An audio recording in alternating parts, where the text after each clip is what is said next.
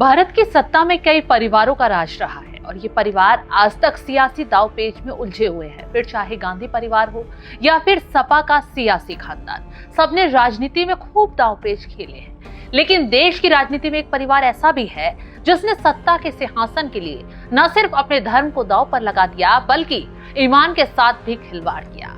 और ये परिवार कोई और नहीं बल्कि जम्मू कश्मीर का अब्दुल्ला परिवार है, जिसके इतिहास के पीढ़ी दर पीढ़ी पन्ने पलटेंगे तो कश्मीर को जकड़ने का एक ऐसा राज बाहर आएगा कि जानकर आपका खून भी खौल जाएगा।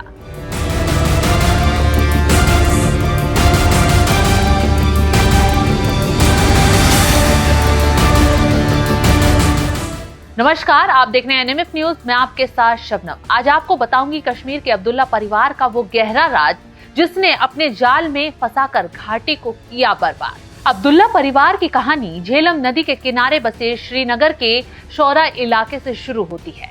रजनीकांत पौराणिक ने अपनी किताब नेहरू के 97 मेजर ब्लंडर में लिखा कि अब्दुल्ला परिवार के पूर्वज हिंदू ब्राह्मण थे।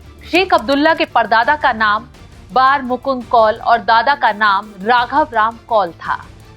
1766 में सूफी मीर अब्दुल रशीद बेहाकी के प्रभाव में आकर उनके पूर्वजों ने इस्लाम कबूल लिया था। साल 1905 में शेख अब्दुल्ला के जन्म से 2 हफ्ते पहले उनके पिता शेख मोहम्मद इब्राहिम का इंतकाल हो चुका था। वो अपने भाई बहनों में सबसे छोटे थे। बचपन से शेख पढ़ाई के साथ साथ अपनी पुश्तैनी शॉल की दुकान पर काम किया करते थे। हायर स्टडीज के लिए शेख अब्दुल्ला मुस्लिम अलीगढ़ यूनिवर्सिटी पहुंचे। 25 साल की उम्र में मास्टर करने के बाद वो घाटी वापस लौट आए और कश्मीर के डोगरा शासन के समय कश्मीरी मुस्लिमों के हक के लिए घाटी में सक्रिय हो गए।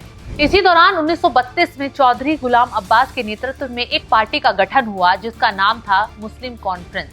इस पार्टी का गठन महाराजा हरि सिंह की सत्ता को चुनौती देने के लिए किया गया था। शेख अब्दुल्ला इस पार्टी से जुड़े और अपनी लीडरशिप स्किल से फेमस हो गए। 1937 में अब्दुल गफ्फार खान ने उस वक्त के कांग्रेस अध्यक्ष जवाहरलाल नेहरू से शेख अब्दुल्ला को मिलवाया, जिनसे मिलने के बाद शेख अब्दुल्ला के धर्म को लेकर विचार बदले। 14 जून 1938 को उन्होंने मुस्लिम कॉन्फ्रेंस का नाम बदलकर नेशनल कॉन्फ्रेंस कर दिया, क्योंकि शेख अब्दुल्ला कश्मीर को भारत में विलय से पहले एक मुस्लिम देश बनाना चाहते थे। और यहाँ से कश्मीर के हिंदुओं पर अत्याचार की कहानी की शुरुआत हुई, क्योंकि उन्हें अब्दुल्ला परिवार के राज में जो कुछ झेलना पड़ा उसकी कहानी आज भी रोंगटे खड़े कर देती है। हिंदुओं का नरसंहार, आतंकियों की प्रहार, पलायन का वार सब कश्मीरी हिंदुओं ने इसलिए झेला क्योंकि अब्दुल्ला परिवार के राज में अगर किसी की आवाज सबसे ज्यादा दबाई गई तो वो थे कश्मीरी पंडित। दरअसल जब शेख अब्दुल्ला ने अपनी पार्टी का नाम बदला तो चौधरी गुलाम अब्बास ने कहा था कि शेख अब्दुल्ला अब हमारे हाथ से निकल गए हैं और उन्होंने नेहरू को अपना राजनीतिक गुरु मान लिया है। नेहरू भी अब्दुल्ला पर बहुत भरोसा करने लगे थे, उन्हें अपना भाई तक मान लिया था। खून का भाई वो शेख अब्दुल्ला को कहने लगे थे और यही नेहरू की सबसे बड़ी गलती थी।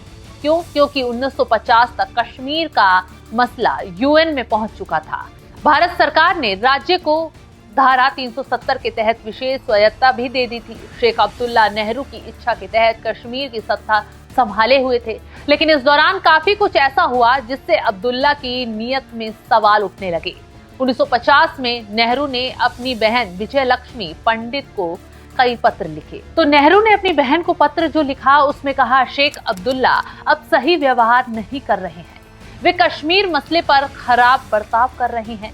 ऐसा लगता है कि वे हमसे संघर्ष करना चाहते हैं। वो गलत लोगों से घिर गए हैं जिनकी सलाह मान रहे हैं।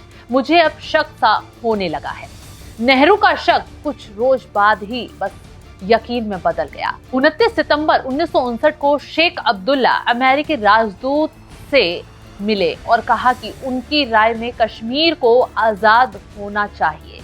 यहाँ ज्यादातर लोग ऐसा ही चाहते हैं। जिसके बाद नेशनल कॉन्फ्रेंस में फूट पड़ गई। शेख अब्दुल्ला की कुर्सी तक चली गई, लेकिन ये कुर्सी पाने के लिए शेख अब्दुल्ला ने नेहरू के साथ ही दगा कर दी। काफी दिमाग चलाया था। बता दें कि शेख अब्दुल्ला को जम्मू कश्मीर की सत्ता दिलाने के लिए, कुर्सी दिलाने के लिए नेहरू ने काफी सपोर्ट किया था, लेकिन आखिरी वक्त पर शेख अब्दुल्ला ने सत्ता के लिए नेहरू के साथ ही धोखेबाजी कर दी, जिसका नतीजा क्या रहा? नेहरू ने आखिर में शेख अब्दुल्ला को जेल में डलवा दिया। तो कैसे सत्ता पाने की शुरुआत हुई, तो चलिए ये भी बताते हैं।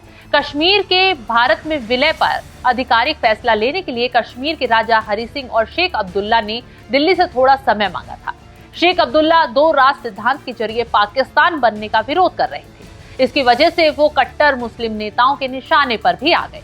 अक्टूबर 1947 में भारत या पाकिस्तान में मिलने पर कश्मीर कोई आधिकारिक फैसला करता, इससे पहले ही पाकिस्तानी सेना के समर्थन से कव्वालियों ने कश्मीर पर हमला बोल दिया, जिसके बाद कश्मीर के राजा हरि सिंह ने जल्दबाजी में कश्मीर को भारत में विलय का फैसला ले लिया और जवाहरलाल नेहरू के दोस्त बन चुके शेख अब्दुल्ला ने भी इस फैसले का समर्थन किया।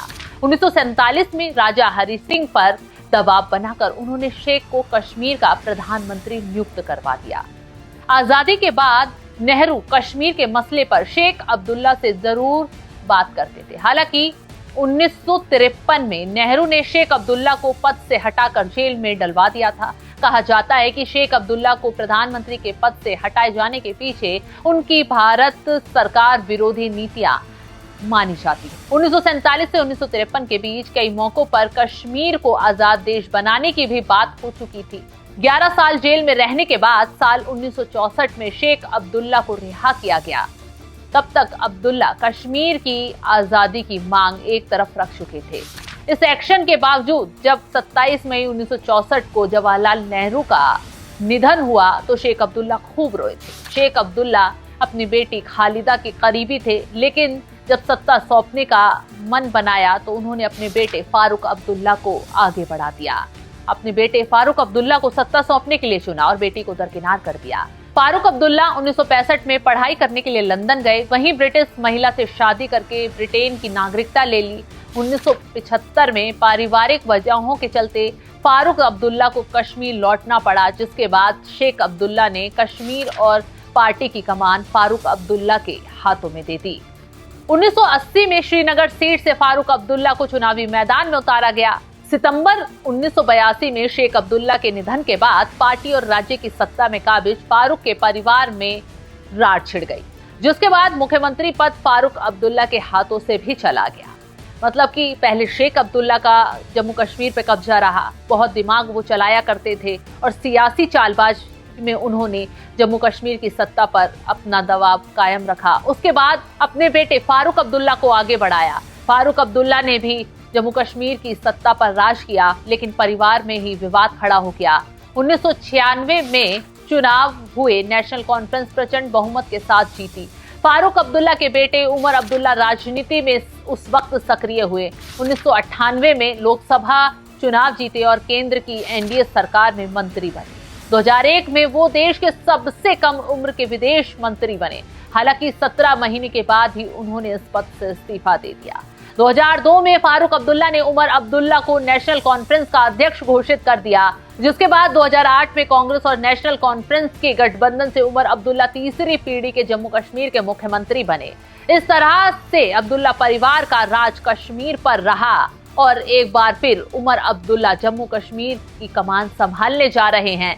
वो कांग्रेस के गठबंधन के साथ सरकार बनाने जा रहे हैं और ये लंबे वक्त से कैसे घाटी में अब्दुल्ला परिवार का कब्जा रहा और कहां से उनके पूर्वज सत्ता में आए और कैसे उनके पूर्वज हिंदू थे और इस्लाम धर्म कबूला ताकि सत्ता में मुस्लिम वोट बैंक पर अपना वर्चस्व कायम कर रखें, ये हमने आपको बताया। और अब उमर अब्दुल्ला फिर से मुख्यमंत्री जम्मू कश्मीर के बनने जा रहे हैं। जल्द उनका शपथ ग्रहण होगा और एक बार फिर नेशनल कॉन्फ्रेंस की सरकार गठबंधन के साथ जम्मू कश्मीर में बनने जा रही है। तो जिस तरीके से अब्दुल्ला परिवार का जम्मू कश्मीर में कब्जा रहा, घाटी में उन्होंने राज किया, तो हमने आपको बताया कि कैसे अब्दुल्ला परिवार का कब्जा जम्मू कश्मीर पर रहा, उनके राज में जम्मू कश्मीर के हिंदुओं को क्या झेलना पड़ा, उनके राज में कैसे मुसलमानों का वोट बैंक इस्तेमाल किया गया और एक बार फिर उमर अब्दुल्ला सत्ता में काबिज होने वाले हैं, मुख्यमंत्री की शपथ लेने वाले हैं